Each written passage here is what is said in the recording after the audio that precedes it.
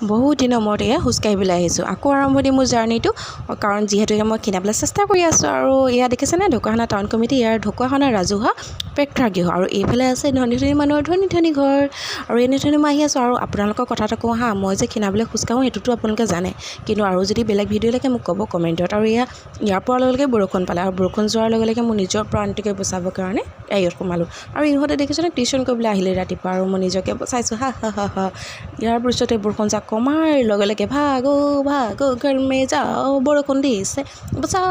বচাও এনেধৰণে আহি আছোঁ কিন্তু পাপি যে পিঠাত মন এয়া মই ঘৰলৈ অহাৰ পিছতে আকৌ খোজকাঢ়িবলৈ গুচি গ'লোঁ কিন্তু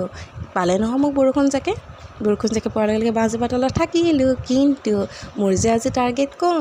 কমপ্লিট আৰু এয়া দেখিছেনে বাঁহজোপাই কিন্তু বৰষুণ জাকে আহিছে আৰু মোক আৰ্য দিয়া গছজোপাই এইজোপা চাব্বাচি বাঁহ গছ আৰু ইয়াৰ লগে লগে মই বৰষুণ জাকে ইয়াৰ লগে লগে খৰধৰকৈ আহিছোঁ আৰু আজিৰ দিনটোত মই এইকণে খোজকাঢ়িছোঁ ৰাতিপুৱা আৰু এতিয়া খৰধৰকৈ হৈছে মই ঘৰলৈ যাম বাই বাই।